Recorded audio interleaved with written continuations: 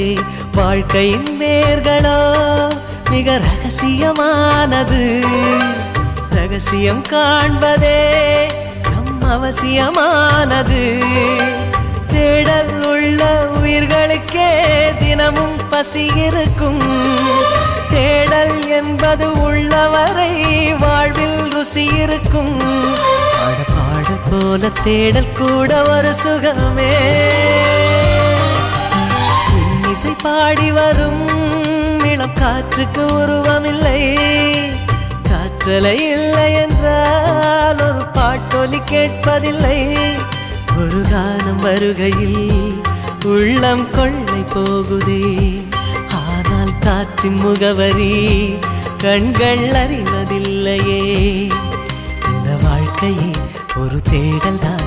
அதை தேடி தேடி தேடும் மனது தொலைகிறதே.